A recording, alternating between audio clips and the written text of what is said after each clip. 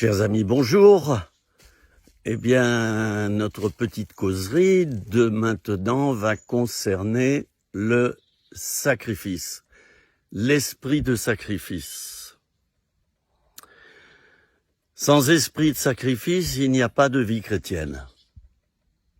Mais il y a une vie hédoniste, remplie de plaisir. Et savez-vous quoi ? La subtilité, c'est que Dieu peut devenir pour certains seulement un plaisir. Le plaisir de prier, le plaisir de recevoir une onction, le plaisir d'être avec les frères et sœurs, le plaisir d'avoir une bonne église, le plaisir de se régaler de la parole de Dieu. Il n'y a pas de véritable vie chrétienne sans notion de sacrifice. Il y a beaucoup de versets de la parole de Dieu qui nous en parlent. Mais surtout, il y a la vie de Jésus qui est à considérer. La question se pose, pendant 30 ans, Jésus a fait un terrible sacrifice. On parle souvent de son sacrifice sur la croix, et on a raison, ça a été son sacrifice le plus douloureux, le plus terrible, qu'aucun d'entre nous n'aurait pu supporter. Mais examinons la vie de Jésus avant qu'il ait 30 ans. Pas de miracle, pas de manifestation ministérielle, pas de manifestation de son ministère, pas d'autorisation de son père de divulguer qu'il est le Fils de Dieu. Pas évident, c'était un titre quand même plus qu'honorifique. Jésus, c'est le roi des rois. Il mérite plus d'honneur qu'un président de la République. Eh bien, jusqu'à l'âge de 30 ans, Jésus a reçu cette mission de se taire, chers amis. Et je le dis et je le répète, il n'y a pas de vie chrétienne épanouie, ni de vie chrétienne tout court, sans cette notion de sacrifice. Moi, j'ai envie de vous poser la question, qu'est-ce que vous vivez spirituellement? Qu'est-ce que vous vivez avec Jésus? Mais ça serait une question trop générale. J'ai plutôt envie de vous poser cette question. Qu'est-ce que tu sacrifies à l'heure actuelle? J'ai pas envie de te poser la question, es-tu béni? Est-ce que tu es environné de grâce? Est-ce que tu vis dans l'onction? Est-ce que tout va bien en ce moment dans ta vie? J'ai pas envie de te poser cette question-là. Parce que ça, je pourrais la poser, cette question également, à la plupart des gens de ce monde, qui, eux, ne recherchent que le plaisir. Je l'ai déjà dit que le monde n'est pas athée, mais le monde est religieux par nature. Il se baigne dans la religion du plaisir. Et un plaisir qui représente en grande partie du péché, parce qu'il y a plaisir et plaisir. Il y a des plaisirs sains et il y a des plaisirs malsains. Voilà, ne vous étonnez pas, je regarde de temps en temps vers mon petit chien qui est simplement assis. Il a appris pendant ses vidéos à rester comme ça. Alors il observe les arbres et tout, et moi je l'observe aussi. Pendant 30 ans, Jésus a appris à se taire, les amis. Il a appris à scier des planches. C'est un charpentier. Il a appris à construire des toits. Et surtout, il a appris à ne pas manifester tous les dons qu'il avait reçus de son père. Des dons créatifs, des dons artistiques. Ben oui, celui qui a créé la nature, celui qui a créé l'art, ben c'est un artiste. Et Dieu est l'artiste par excellence. Jésus était rempli de dons. Peut-être comme toi, mon ami, qui me regarde maintenant. Tu es peut-être bourré de dons, rempli de dons. Et peut-être que dans ton église, bien, on ne te discerne pas, on ne discerne pas le ministère que tu as reçu, et puis tu restes assis là, à ne rien faire, ou si peu. Tu peux pas manifester les dons que tu as reçus. C'est Dieu qui appelle. Et c'est Dieu qui donne le feu vert pour rentrer à l'action dans le service de Dieu. Ainsi, je vous donne un tout petit témoignage personnel, je l'ai souvent dit. J'ai dû rester 2 ans à ne rien faire, là, les 2 précédentes années. 1 an allongé sur un lit, à fixer le plafond. Alors je le connais, mon plafond. Hein. Il y a une immense poutre qui est peinte en blanc, qui traverse ce plafond. Pendant 1 an, j'ai observé le plafond. Voilà mon activité. Mais derrière ce plafond, il y avait les lieux célestes. C'était une activité principalement d'intercession, de prière, une activité qui consistait à rester, à demeurer en Christ. Voilà. Avant, je demeurais dans l'activité pour et avec le Christ. Là, j'ai dû apprendre à ne rien faire, si ce n'est qu'à rester avec Jésus, comme les disciples d'Emmaüs, vous vous souvenez? Ils ont dit, quand Jésus a disparu après la fraction du pain, « Notre cœur n'était-il pas tout bouillant à l'intérieur quand on était avec cet homme ?» Alors j'ai dû rester 2 années sans rien faire, sans prêcher, sans exercer de dons particuliers. Et voyez-vous, j'ai beaucoup appris pendant cette période. Qu'est-ce que tu sacrifies dans ta vie? Tu rêves d'une vie meilleure, une vie bénie où dans ton assemblée il y aurait des conversions chaque dimanche, chaque semaine, où il y aurait un pasteur qui œuvre dans l'excellence, le pasteur modèle. Tu rêves d'une assemblée modèle.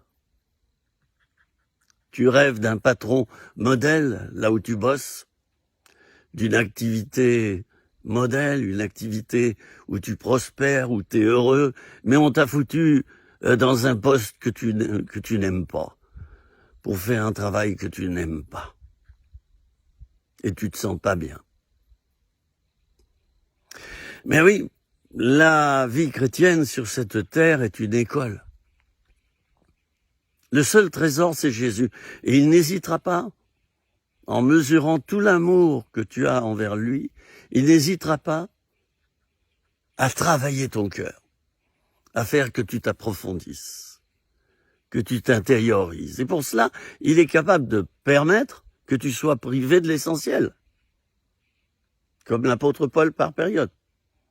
L'apôtre Paul avait des périodes de disette, et des périodes d'abondance, il en parle. Et puis d'autre part, il avait une écharpe dans la chair. Et je ne sais pas combien de fois il a prié Dieu pour que cette écharpe s'en aille. On ne sait pas, les avis sont partagés, on ne sait pas ce que c'est que cette écharpe. Bon, peu importe, en tout cas c'était quelque chose qui le faisait souffrir, quelque chose qu'il n'aurait pas voulu dans sa vie. Est-ce que c'était une série de tentations qui revenaient, qui l'assaillaient constamment? Est-ce qu'il avait des attaques spirituelles très puissantes? Ou autre chose, peu importe. En tout cas, il n'était pas bien avec cette écharpe. Et Jésus lui a répondu, quand l'apôtre Paul a questionné Jésus, Jésus lui a répondu, ma grâce te suffit, elle s'accomplit dans la faiblesse. Et l'apôtre Paul le dira et il l'écrira, quand on l'écrit, c'est qu'on le vit. Hein. C'est quand je suis faible que je suis fort. Alors le thème de ma petite vidéo maintenant, et j'en profite, je tourne, vous voyez, mon téléphone là pour que vous voyez les arbres. Hein, on est à la fin de l'été, ce sont les derniers jours de l'été. Hein, il n'y a plus qu'une semaine, et puis on commence à être en automne. Mais la sécheresse a fait que beaucoup de feuilles sont déjà tombées. Elles ne sont pas tombées à cause de l'automne, mais à cause de la sécheresse. Et dans notre vie, quelquefois, il y a ça. Des sécheresses. Et non pas des automnes, à ne pas confondre. Alors tu rêves peut-être d'une vie extraordinaire, tu as obéi au Seigneur, tu t'es donné, tu pries chaque jour, tu passes du temps devant lui, et tu obéis. Et tu réfléchis au-dedans de toi-même et tu te dis, mais j'ai pas les résultats escomptés. J'ai pas les résultats escomptés. Tu es un petit peu comme Jésus avant l'âge de 30 ans. Quel était son fruit? Aucune guérison. Aucun miracle. Pratiquement aucune prédication. Pas d'écrit. Jésus n'a pas écrit un seul livre de la Bible. Ça paraît surprenant, hein? Il aurait pu le faire. On l'aurait appelé le livre de Jésus. Hein? Non, rien de tout ça. Jésus ne va pas laisser beaucoup de preuves de son passage sur la terre, car seuls ceux qui le cherchent le trouveront. Alors vous savez, il y avait une émission à la télévision autrefois qui s'appelait La chasse au trésor. C'était Philippe de Dieuleveux. Pour ceux qui ont assisté à cette émission, excusez-moi, il y a les rayons du soleil, quelquefois qui troublent l'image. Et Philippe de Dieuleveux, j'étais en classe avec lui. Je l'ai bien connu. D'ailleurs, il avait les oreilles complètement décollées. Et j'ai son livre, de son vivant, il a écrit un livre. Et en effet, je l'ai bien reconnu, avec des oreilles complètement décollées. La chasse au trésor. On l'a appelé ensuite la carte au trésor, etc. Il y a toujours ces émissions d'aventure que j'aime bien, où il faut trouver, il faut chercher, il faut voilà. Bon, c'est intéressant. En tout cas, c'est mieux que d'autres émissions complètement stupides, qui ne riment à rien, avec des gens complètement, excusez-moi, mais qui sont dans le comble de l'imbécilité et qui sont payés pour rester des imbéciles. Ils sont payés par nous, d'ailleurs. C'est là qu'on voit que ce monde de ténèbres appartient à Satan, qui en est le prince. Voilà. Alors, pas facile pour Jésus. 25 ans, 26 ans, les années passent, 27 ans, 28 ans. Hein, à cet âge-là, on en veut. Vous êtes d'accord, hein, vous les étudiants qui me regardez? On en veut à cet âge-là. Hein? On a des idées, on a de l'énergie. Rien. Pour Jésus, rien ne se passe. Je vais vers mon petit chien qui fait des petits aboiements. Ça veut dire, papa, tu t'occupes de moi? Alors je vais me rapprocher, mais pas trop, parce qu'après, il va me faire la foire. Ainsi qui? Couché. Voilà. Il écoute son maître, hein, la voix de son maître. Vous vous souvenez? C'était une marque déposée, la voix de son maître. Une marque de tourne-disque, de haut-parleur, etc. Alors Jésus, jusqu'à l'âge de 30 ans, n'a pas le feu vert. Il n'est même pas baptisé. Là, je m'adresse à mes amis catholiques que j'aime et qui disent que le bébé n'a pas été baptisé, donc il est perdu. Il est parti en enfer. Mais qu'est-ce que c'est que ça? Vous prenez ça d'où, les amis? Le baptême n'est pas un acte magique qui sauve. Et nous, les protestants, je pense que là-dessus, on a raison, excusez-moi, hein, c'est un dialogue, hein, c'est un dialogue. Je pense que là-dessus, on a raison. On ne baptise que des personnes qui ont fait profession de foi, vraiment, de suivre Jésus-Christ. Qui ont décidé en leur âme et conscience, ils ont décidé de le suivre. Ils ont lu la Bible, ils ont lu la parole de Dieu, ils ont assisté à des réunions. C'est qui? Tu te tais maintenant. Ah, c'est pas bien. Non. Voilà. J'espère qu'il va se taire. J'aime bien ces petites émissions tournées en plein dans la nature. Alors, je me mets à la place de Jésus. Est-ce que vous vous êtes mis à la place de Jésus? Il sacrifiait. Et Ésaïe 53 nous décrit Jésus comme un homme de douleur, habitué à la souffrance. Et je vous ai déjà dit dans une petite vidéo qu'il n'est pas parlé ici des souffrances de la croix. Homme de douleur, c'est-à-dire homme qui avait de nombreuses douleurs, qui vivait dans la douleur, habitué à la souffrance. Alors, il nous faut bien nous mettre ça en tête, chers amis. Et vous voyez, je fais le mouvement là, ça c'est la caboche, c'est la tête. Il faut bien nous mettre ça en tête, que Jésus était un homme de douleur et habitué à la souffrance, c'est-à-dire que quotidiennement, il vivait des sacrifices. Il vivait des sacrifices. Voyez-vous?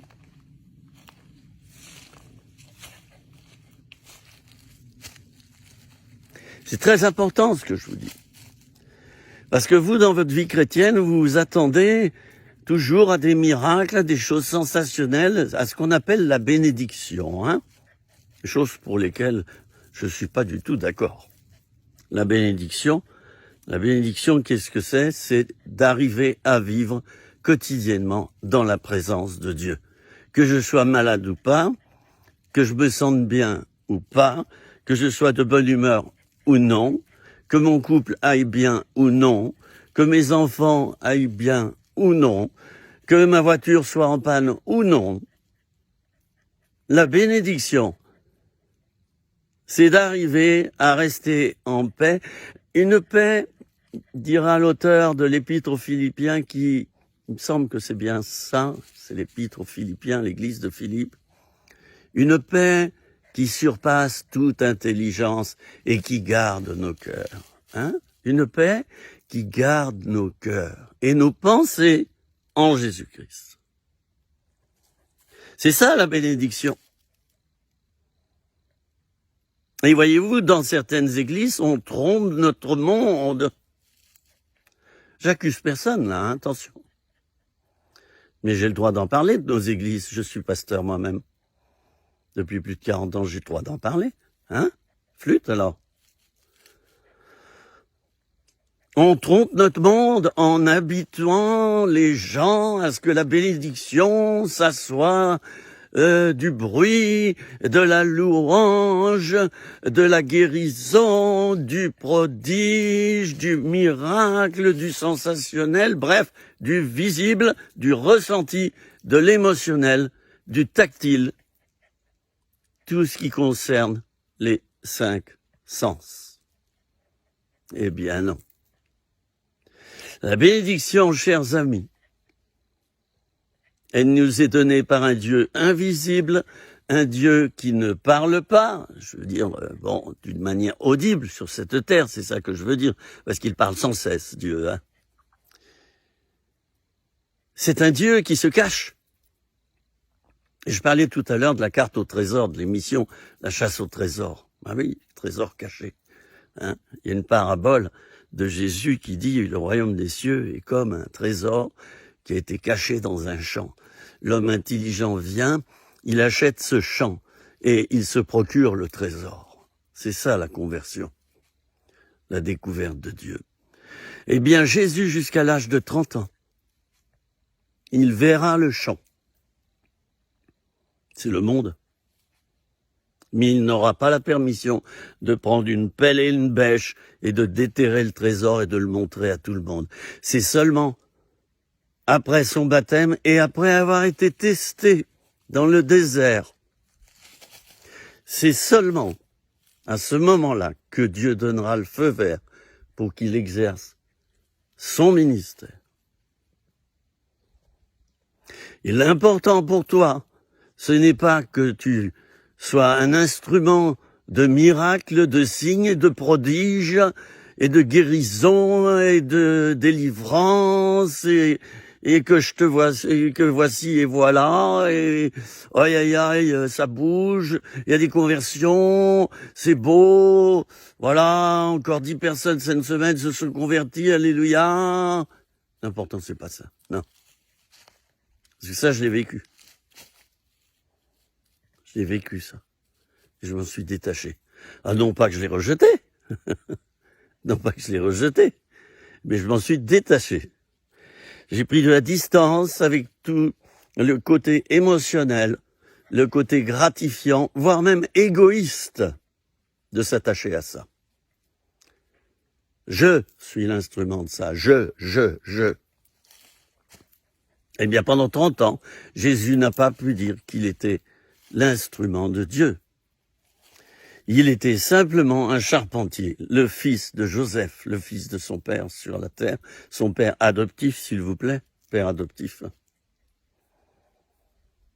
Et il a souffert, Jésus. Vous croyez que c'est facile, vous, d'être Dieu et de ne pas pouvoir être comme Dieu, alors qu'on voit des gens mourir, on voit des gens malades, on voit des gens souffrir, être dépressifs? Croyez que c'est facile, vous? C'est très difficile.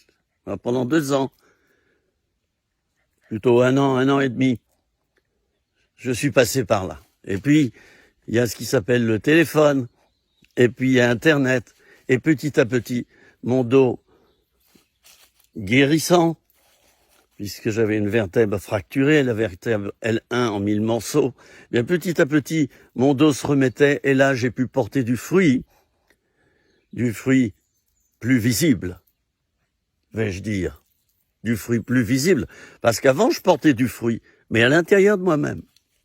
Vous voyez? Il y a le fruit que tu portes à l'intérieur de toi-même, c'est-à-dire tu te formes, tu te purifies, Dieu enlève tes scories. Vous voyez, il y a ce travail-là où Dieu porte du fruit. Et puis, il y a cette période aussi où tu vas porter du fruit dans les autres, chez les autres. Et ce fruit se voit. On se dit, mais oui, mais il est transformé, celui-là.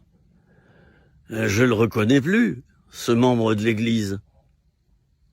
Eh oui, il a eu une série d'entretiens avec le pasteur ou quelqu'un de spécialisé en relation d'aide dans l'Église. Et petit à petit, il est allé de délivrance en délivrance, et ça se voit. La personne, elle est transformée. Avant, elle était triste, elle était dépressive, elle n'allait pas bien du tout. Et puis désormais, tu la vois sauter de joie, bondir de joie dans l'église. Elle est tellement heureuse. Alors ça, c'est le fruit du ministère. C'est le fruit qu'on est appelé à porter. Et on en est le canal. Nous, les ministères, nous sommes des canaux, essentiellement. Je le répète, nous sommes des canaux. Pas plus. Jésus dira même, considérez-vous comme des serviteurs inutiles. Voilà. Je ne suis qu'un canal, un tuyau, par lequel Dieu va passer, il va souffler, il va bénir, il va guérir. C'est tout. Et je l'ai dit et je le redirai 1000 fois, les grands hommes de Dieu, ça n'existe pas. Ce qui existe, c'est un petit homme devant Dieu, dans lequel Dieu est grand. Voilà. C'est important de faire ce rééquilibrage parce que sinon on tombe dans l'idolâtrie. Et il y a des gens qui idolâtrisent les pasteurs, les ministères, les prophètes sont souvent l'objet d'idolâtrie. On se dit, oh là là, d'où il tire ça? Qu'est-ce qu'il est spirituel? Ben non, il n'est pas plus spirituel qu'un autre. Simplement, il a une fonction prophétique. Il a une fonction pour être la bouche de Dieu, pour annoncer ce que Dieu veut dire ou va faire. Il a une fonction pour avertir, pour préparer les choses. Voilà. Mais il n'est pas plus haut que les autres. Et d'ailleurs, un prophète doit s'habituer à cultiver l'humilité. À cultiver l'humilité, je le répète. C'est son plus grand danger, c'est l'orgueil. De se dire, quand je parle, je suis écouté, et puis en plus, si ça tombe pile, si je donne des paroles qui s'accomplissent, c'est bien, hein. Alors on entretient notre auréole, hein, notre aura. Eh oui, non, tu n'es qu'un canal. Nous ne sommes que des canaux. Hein, et c'est très important. Alors, je dis toujours je termine quand je fais des petites vidéos, et puis bon, je le dis deux ou trois fois, puis ensuite j'achève. Alors, oui, qu'est-ce que tu sacrifies? Ne te plains pas. Ça va mal avec ton conjoint? Tu as peut-être une mauvaise santé? Tu es peut-être dans des ennuis financiers? Ou plein d'autres choses qui ne vont pas. Qu'est-ce que tu sacrifies? Joseph, dans l'Ancien Testament, est resté 13 années dans la dèche. 13 plus 7 d'ailleurs, ça fait 20, plus 1, ça fait 21. Il est resté 21 années, Joseph, fils de Jacob. 21 années, sans rien voir de ce que Dieu lui avait dit qu'il verrait. Et peut-être c'est ton cas, mon ami. Dieu t'a parlé et t'a dit que tu verrais telle ou telle chose et tu l'as toujours pas vu. Ça, c'est un sacrifice. Je pourrais parler longuement du sacrifice d'Abraham. Je pourrais parler de nombreux autres sacrifices que Dieu a demandé aux disciples.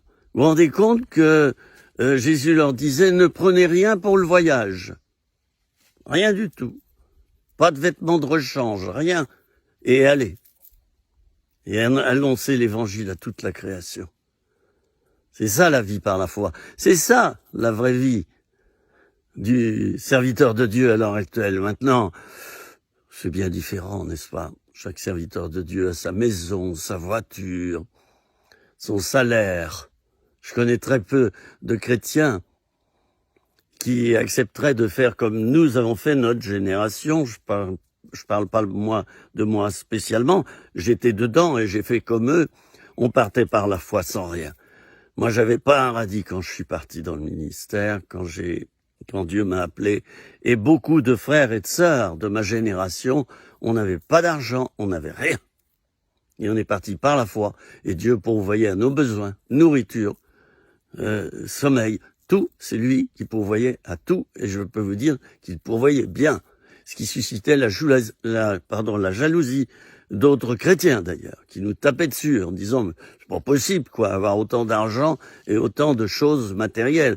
Ah oui, mon gars, mais ce que tu sais pas, c'est qu'au départ, je suis parti sans salaire. Là, je vais parler de moi, pendant 15 ans, j'ai pas eu de salaire. Voilà. Et Dieu pourvoyait mes besoins, ça a suscité beaucoup de jalousie. Bon, il n'y a pas que moi. Hein. La jalousie dans l'œuvre de Dieu, c'est un fléau, malheureusement, qui détruit beaucoup d'églises et beaucoup de ministères. Voilà. Alors, qu'est-ce que tu sacrifies? Voilà. La bénédiction est à la hauteur de ce que tu sacrifies. Je répète, la bénédiction, elle est à la hauteur de ce que tu sacrifies. Pas à la hauteur des grandes réunions que tu fais sur une estrade, et puis alors tu te mets à prophétiser, et puis l'Esprit de Dieu bénit, il y a des guérisons, tout ça. C'est pas ça la bénédiction. La bénédiction, c'est Jésus souffrant sur la croix.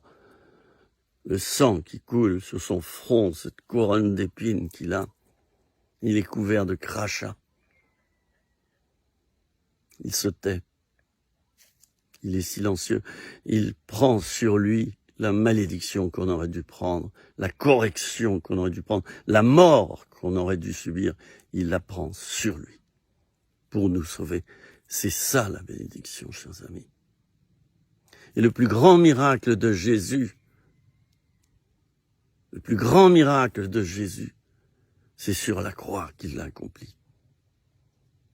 Il était percé. Il a été mené comme un agneau à la boucherie. Il n'avait rien à dire. Voilà le plus grand miracle de Jésus. C'est pour ça qu'en ce moment, j'ai tiré la sonnette d'alarme et j'ai dit attention à l'évangile de la prospérité, à l'évangile du miracle, des signes, des prodiges, des guérisons. Et j'ai dit déjà dans plusieurs vidéos que ce n'est pas faux. Jésus guérit, Jésus donne des signes, des miracles, des prodiges. Tout ça c'est juste, c'est biblique.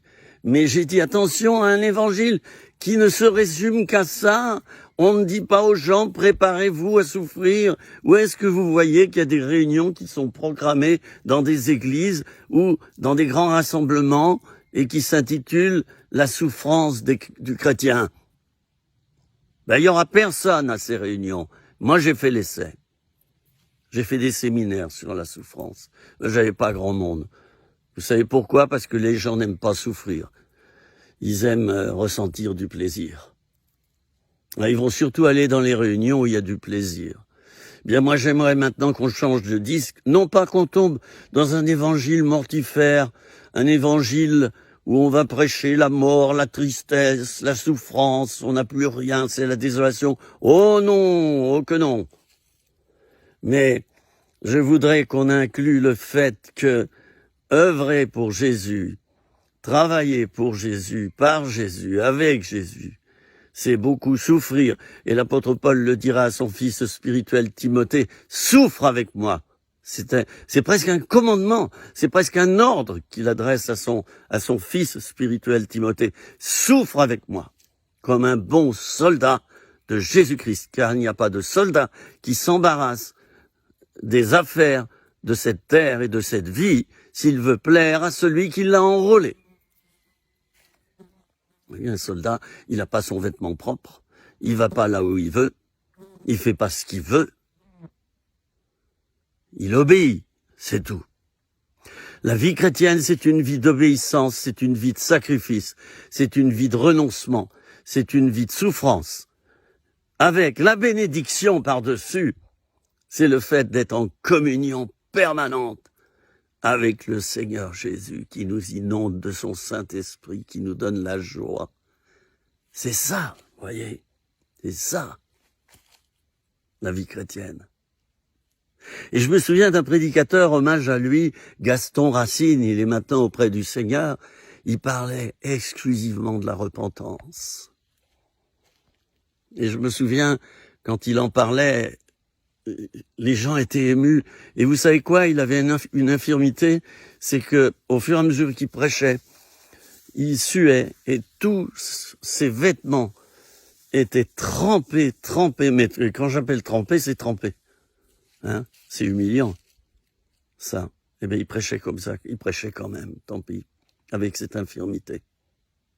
Voilà. C'était un peu la croix que Dieu lui imposait. Qu'est-ce que tu sacrifies, mon ami? Si tu me dis ce que tu sacrifies, moi je te dirai où tu en es spirituellement. Et si tu es incapable de me dire ce que tu sacrifies, si tu me dis tout va bien, Dieu me bénit, ça va bien, financièrement tout va bien, ma santé tout va bien, dans mon couple tout va bien. Tiens mon œil, les couples qui vont bien, oui ça arrive, et heureusement. Mais il y a beaucoup de couples qui vont mal, et la preuve c'est qu'en France, en tout cas les chiffres nationaux, c'est 50% de divorces, et même plus, 60%. Et dans les milieux chrétiens, on n'en est pas loin. Hein? La vie chrétienne, c'est une aventure, on y perd. D'ailleurs Jésus a dit ceci, celui qui perdra sa vie la gagnera. Et celui qui voudra la gagner pour lui-même, il la perdra. Très important ça. Alors, qu'est-ce que tu sacrifies? Qu'est-ce que tu perds en ce moment? Qu'est-ce qui te fait souffrir? Qu'est-ce qui te fait mal? S'il y a tout ça, c'est qu'il y a la croix. La croix est dans ta vie. Tu portes ta croix chaque jour. Félicitations. Vaillant héros.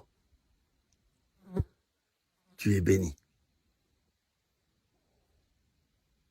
C'est pas celui qui va dans les grandes conventions et qui témoigne qu'il a eu telle ou telle guérison. Oh, moi, je m'en réjouis le premier et j'ai été guéri plusieurs fois, moi. Hein.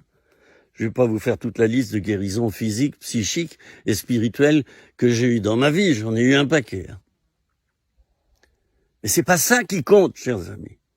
Moi, je témoigne surtout des épreuves que j'ai eues, des échecs que j'ai eus, des erreurs grossières et graves que j'ai faites dans le ministère. Je témoigne de ça pour que ça serve pour les autres. Pour que les autres ne fassent pas les mêmes erreurs que j'ai faites. Et voyez-vous, c'est ça l'important, c'est de se présenter devant les autres d'une manière, dans un esprit contrit et humilié. On se présente comme un petit. Voilà. Avec humilité. Voilà.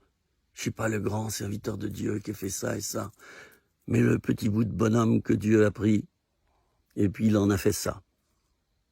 Puis des gens ont été bénis. Voilà.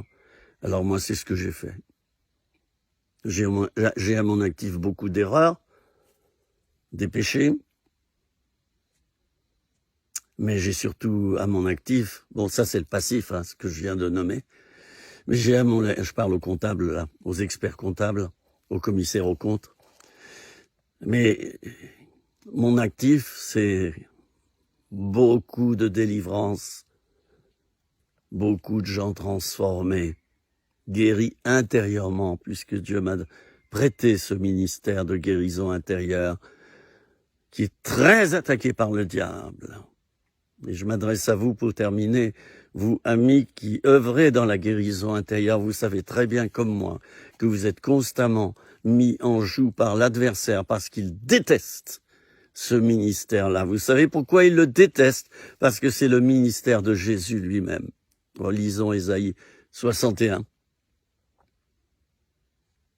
Mon serviteur est venu pour guérir les cœurs brisés. Hein? Voilà. Relisez tout ça, Ésaïe 61. Vous avez le ministère, d'ailleurs le titre, je crois, c'est le serviteur de l'Éternel, hein, dans nos Bibles, qui a été rajouté. Vous avez le ministère de Jésus lui-même qui savait parler à la femme adultère, qui savait parler à la Samaritaine, qui a su prendre Judas dans son équipe, qui allait le vendre, qui a su prendre Pierre dans son équipe, qui allait le renier, et qui a su prendre tous les autres qui ont été des débinards, des lâches. Ils n'étaient pas là au pied de la croix, au moment de la crucifixion de Jésus. Ils n'étaient pas là.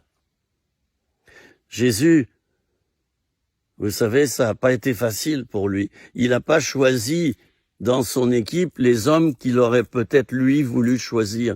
Mais il a passé une nuit en prière. Et après cette nuit de prière, paf, paf, il passe là, dans les villages, puis dit, toi, suis-moi. Allez, abandonne tes filets, ta famille, suis-moi. Toi, suis-moi. Toi, suis-moi. Toi, le PAG, allez, tu quittes ton poste, tu me suis. Voilà. Des gens sans instruction, bien souvent. Des petites gens. C'est ceux-là qu'il a pris, Jésus. Et des gens dont il savait qu'ils avaient des péchés et qu'ils n'étaient pas en règle. C'est pour ça que je m'insurge devant le comportement pastoral de certains pasteurs. Et je le dis avec beaucoup de respect envers vous, messieurs et mesdames, parce qu'il y a des femmes qui sont pasteurs. Je le dis avec beaucoup de respect. Lorsque vous assassinez des gens qui ont reçu un appel parce qu'ils ont fait une erreur, vous assassinez la personne verbalement, vous lui retirez tout. Ça veut dire que vous n'avez rien compris du tout à ce qu'est le salut, à ce qu'est la grâce de Dieu, car Dieu a fait le contraire. Il s'est sacrifié pour l'humanité, pour qu'elle reste appelée par lui et pour qu'elle le serve pour sa seule gloire. Voilà. Et toi, si tu passes ton temps petit juge, j'en connais un dans une fédération d'églises, je vous dirai pas son nom. C'est pas moi qui juge, c'est Dieu le Père. Ouf. Il passe son temps à constituer des dossiers sur les pasteurs de sa fédération. J'ai eu des renseignements, hein. J'ai été aussi une de ces victimes. Ça m'a coûté très très cher.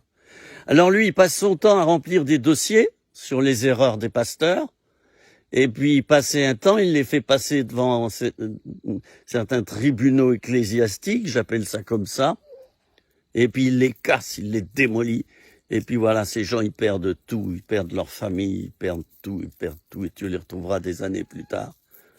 Soit dans la désolation, ils n'ont plus rien, soit avec le double de ce que Dieu leur avait donné avant, parce qu'ils ont relevé le défi, ils se sont dit, oh, attention, Dieu est un Dieu de grâce, moi j'ai confessé mon péché, et je l'ai reconnu, je me suis repenti, donc maintenant je continue à obéir à mon Seigneur. Alors très important ça, hein. Et je m'adresse aux casseurs de ministère, parce que le livre de l'Apocalypse en parle, les casseurs de ministère, les casseurs de ministère. C'est un ministère donné par Satan à certains pasteurs. L'Apocalypse nous parle du ministère de l'accusateur des frères. Certains pasteurs qui sont pas en règle avec Dieu reçoivent ce ministère de la part de Satan lui-même pour dénoncer, détruire leurs frères. Judas en est un exemple. Judas avait reçu ce ministère.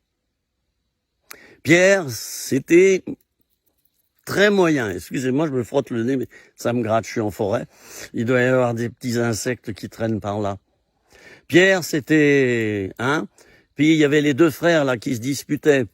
Et leur mère qui est arrivée, qui a dit, Jésus, dis-nous lequel sera assis, l'un à ta droite, l'autre à ta gauche, etc. Fallait voir le foutoir qu'il y avait dans cette équipe de disciples. Mon Dieu, mon Dieu. Alors, dans certaines fédérations d'églises, on établit au poste à responsabilité ceux dont on pense qu'ils ont une vie parfaite. C'est l'inverse de ce que Jésus a fait. Il a pris avec lui les pourris. Et c'est pour ça qu'il a pu dire ceci. Les publicains, les prostituées, vous devanceront dans le royaume des cieux. Il a dit ça aux scribes. Il a dit ça aux pharisiens. Il a dit ça aux grands prêtres. Vous savez pourquoi Jésus a été condamné à mort? Parce que pour ces grands prêtres, ça méritait la mort, les paroles qu'il prononçait. Voilà. Alors toi, mon ami, qui a le ministère d'accusateur des frères, arrête. Arrête. Arrête. Repens-toi. Pendant qu'il en est temps. Si tu passes ton temps à livrer tes frères, et Dieu sait qu'il y en a dans le peuple de Dieu, des frères pasteurs qui passent leur temps à détruire le ministère des autres. Et je les plains. Moi, je ne veux surtout pas de ce ministère. Quand je vois un ministère cassé, je m'approche de lui. Je le prends dans mes bras. Et je lui dis, écoute, ça prendra 1 an, 2 ans, 3 ans, 4 ans. Mais je vais tout faire pour que tu te rétablisses si toi, tu consens à te repentir et à faire le nécessaire pour remonter la pente. Je paierai le prix avec toi. Ça, c'est le ministère de Jésus. Voilà. Je termine par une courte prière. Seigneur Jésus, je prie maintenant pour ceux et celles qui ont écouté cette vidéo, qui l'ont regardée. Et s'il se trouve parmi certains chrétiens ou pasteurs, s'il se trouve parmi certains des hommes et des femmes qui passent leur temps à détruire les autres, je te demande de leur donner maintenant un esprit de repentance, et qu'ils se mettent à genoux et qu'ils pleurent toutes les larmes de leur corps et qu'ils se repentent vraiment, Seigneur, s'il te plaît, et qu'ils se fassent aider par d'autres, parce qu'ils sont liés par un esprit satanique. Alors merci, Seigneur, de les toucher particulièrement, et je prie également, Seigneur, pour tous mes amis chrétiens qui viennent de regarder, de visionner cette vidéo, pour qu'ils ne regardent pas les sacrifices auxquels ils consentent par amour envers toi, pour qu'ils ne regardent pas ces sacrifices comme étant inutiles et comme étant le signe qu'ils sont à côté de la plaque. Je rouvre les yeux pour vous dire à vous, chez qui la vie ne tourne pas tellement rond. Tu vis des épreuves, c'est peut-être le signe justement que tu as une authenticité dans le service de Dieu. Voilà, le vrai serviteur de Dieu, c'est le serviteur éprouvé. C'est celui qui est passé par le feu et quelquefois le sang. C'est ça le vrai serviteur de Dieu. C'est ça, le vrai serviteur de Dieu. C'est pas l'autre, le triomphaliste, celui qui a les poches pleines d'argent, celui qui a écrit, il y a son nom qui est écrit partout. Moi, j'ai pas dit que tous ceux qui sont comme ça sont des faux serviteurs de Dieu. Attention, j'ai pas dit ça. Mais il y en a, moi. Il se trouve que j'ai un certain nez et une certaine intuition. Et j'ai voulu parler quelquefois à certains serviteurs de Dieu pour les avertir. Ils se sont empressés de prendre la poudre d'escampette. Parce qu'ils se doutaient peut-être de ce que j'allais leur dire. Non pas que j'allais leur dire qu'ils étaient des faux serviteurs de Dieu, mais j'allais leur dire que la dimension de la croix dans leur vie n'était pas tellement bien établie.